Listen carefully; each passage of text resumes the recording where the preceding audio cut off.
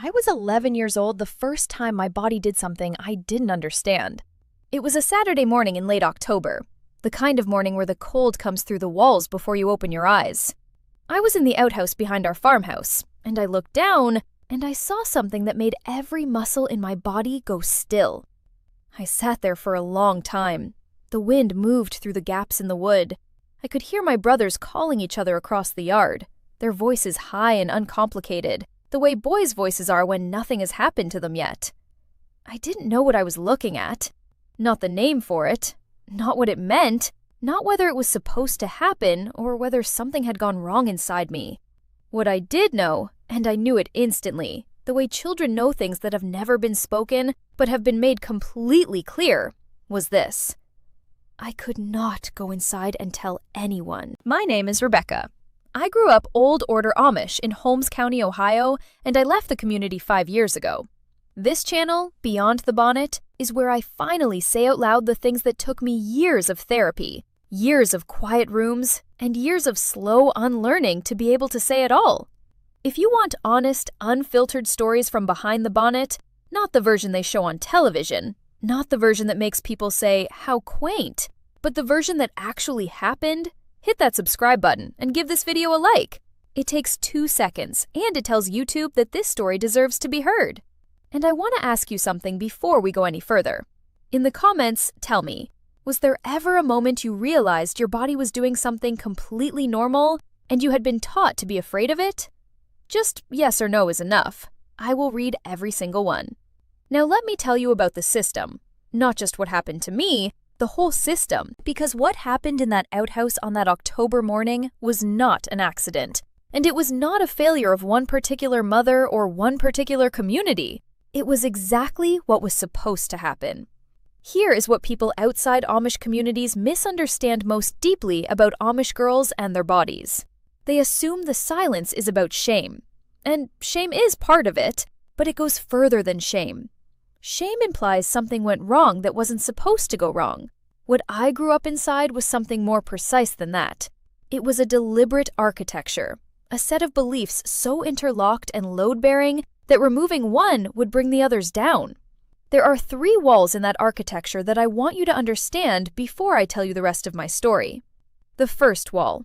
The body is a liability before marriage. In Old Order Amish theology, the flesh is not neutral. The flesh is the site of temptation, of sin, of the fall. And for a girl, specifically a girl, the body is a liability to be managed, not a home to be known. You are taught from the time you can understand language that your body's job, before marriage, is to disappear. Cover it. Constrain it. Do not decorate it. Do not attend to it. Do not let your mind rest on it. The prayer cap is not just about modesty toward men. It is a daily physical reminder placed on your own head each morning that yourself, your physical embodied self, is something to be subdued. The second wall. Knowledge is the gateway to sin.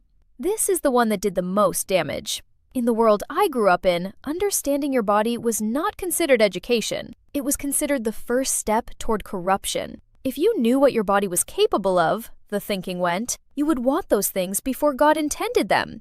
Ignorance was not a gap to be filled. Ignorance was protection. Your mother keeping you uninformed was her doing her job. Her job was to keep you safe until marriage. Safe, in this framework, meant not knowing enough to want anything. The third wall. Fear is faithfulness. I didn't understand this one until I was deep into therapy. But Amish girls are not just kept ignorant about their bodies, they are actively taught to be afraid of them. The itching curiosity you feel at 11 or 12 or 13, the completely human, completely involuntary interest in what your own body is and what it does, is framed as a spiritual danger signal. That feeling is not curiosity. That feeling is the flesh rising. And the correct response to the flesh rising is not exploration. It is suppression. It is prayer. It is hard physical work to occupy the hands that might otherwise reach toward the wrong thing. Fear of your own body, in other words, was not a side effect of Amish girlhood. It was the product. I want to go back to that outhouse. I sat in there for longer than I should have. Long enough that my mother's voice came through the farmhouse door, calling my name with the particular sharpness that means you are already 2 minutes late for something. I called back that I was coming. I stood up, I adjusted my dress, I walked inside, and I told no one. Not my mother, not my older sister, who was 17 and who I believed, in the way younger sisters believe these things, knew everything about everything.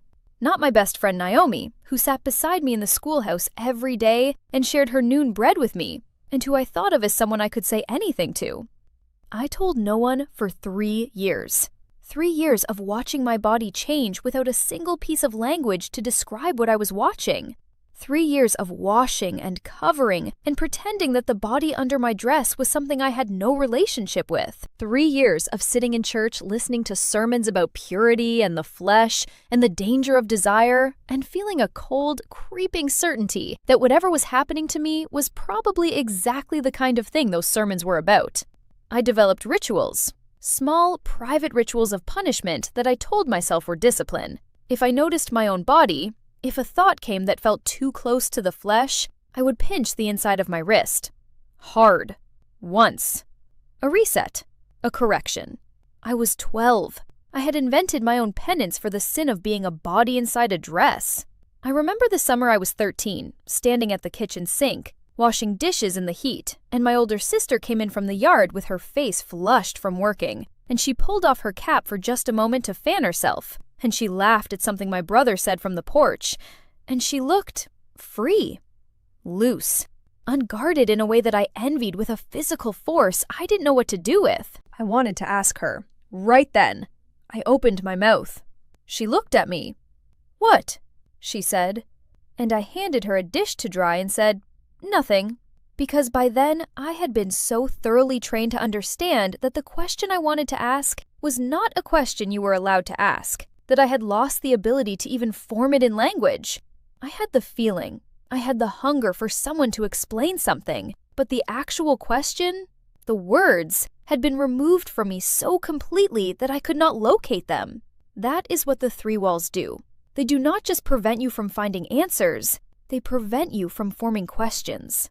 Here is the part of this story that I did not expect when I began talking about it after I left. I thought it was mine. I thought the specific shape of my experience, the outhouse, the 3 years, the rituals, the pinching, was particular to me. My family, maybe. My mother's particular flavor of silence. The specific geography of our farm. I started talking about it in pieces at first. Carefully. The way you test thin ice. And women came toward me. Not dramatically. Quietly. A woman named Leah, 2 years older than me, who had grown up 3 farms over and who I had known all my life, and who I had never once had a real conversation with about anything that mattered. She came to me after church one Sunday, 6 months before I left, and she said something she had never said to anyone. She said, "When I was 12, I thought I was dying. I didn't know what was happening to my body, and I thought I was bleeding to death, and I walked around for an entire day believing that. And I did not tell a single person." She said it quickly, looking at the ground, the way you say something you have been holding for so long that the only way to release it is to say it fast, before your body can stop you. I asked her, "What did you do?" She said, "I prayed. I asked God to stop it, and when it didn't stop, I decided it must not be dying, so I decided it must be sin instead." She was 12 years old. She spent a full day believing she was either dying or being punished by God for something her own body had done, without her permission. And she never told her mother, because her mother had never created a space where that conversation was possible. And her mother's mother had never created that space for her mother.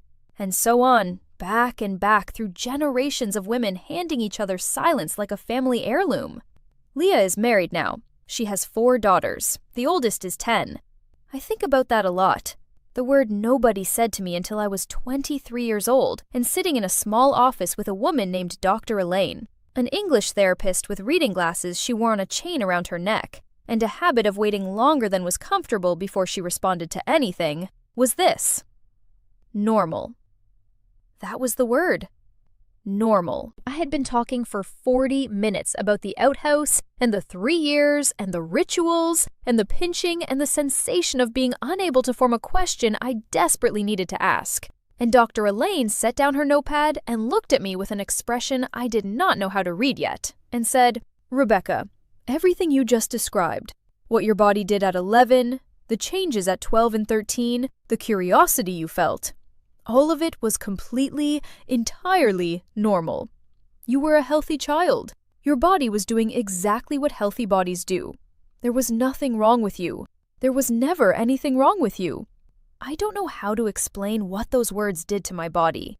I sat in that chair and I felt something loosen in my chest that I had not known was tight, something that had been coiled there since I was 11 years old, in an outhouse in October, since the moment I looked down and knew instantly and completely that I could not tell anyone.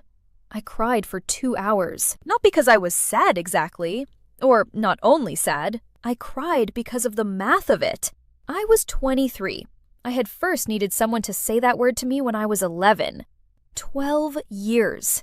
12 years of fear and rituals and silence and pinching the inside of my wrist and sitting with my mouth open and then handing someone a dish to dry and saying nothing. 12 years of being afraid of my own body because the people around me had needed me to be afraid of my own body in order for the system to stay intact. Dr. Elaine said something else that I have turned over in my hands many times since. Fear of your own body is not modesty. Modesty is a choice. Fear is a cage. And the difference matters because a woman in a cage cannot choose anything, including faith. I wrote that down when I got home. I still have the piece of paper. I want to say something clearly because I think it matters that I say it clearly. My mother was not a cruel woman. My father was not a cruel man. The bishop who delivered those sermons about the flesh was not delivering them with the intention of sending 12-year-old girls into years of self-administered punishment for the crime of growing up. I believe that. I hold it alongside everything else. But here is what I learned in that small office with Dr. Elaine, and in the years of reading and thinking and talking that came after. Intention is not the same as impact.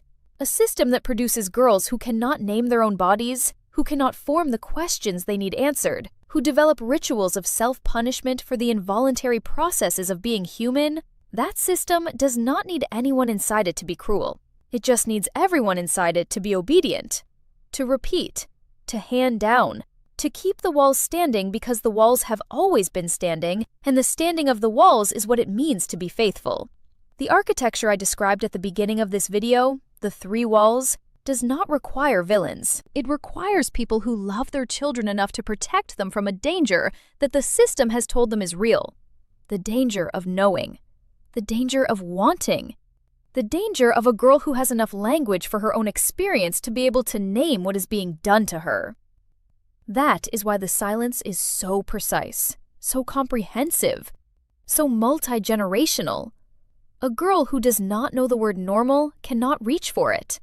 A girl who cannot reach for it stays inside the walls, and the walls stay standing. There are things the Amish world gave me that I would not trade.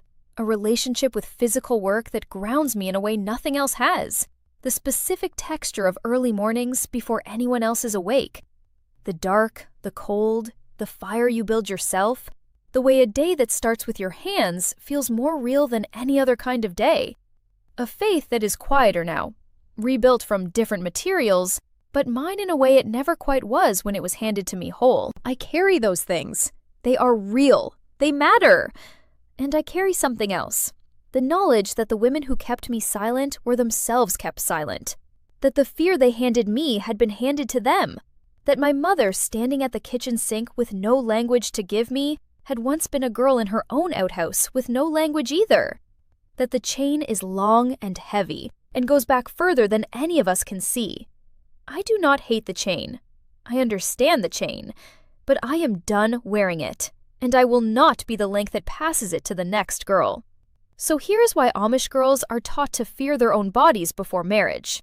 Not because the community is uniquely evil, not because the people inside it do not love their daughters, but because a girl who knows herself, who has language for her body, for her needs, for what is normal and what is not, is a girl who can locate the edges of the cage. And a girl who can locate the edges of a cage is a girl who might decide to leave it.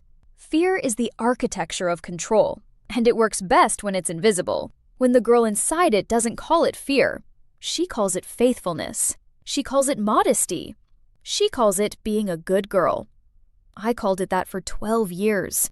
I sat in a therapist's office at 23 and heard one word and cried for 2 hours. Not because the word was complicated, but because it was so simple. Because 12 years of silence had been standing between me and a single ordinary word that any girl in the world deserved to hear at 11 years old in October. Normal.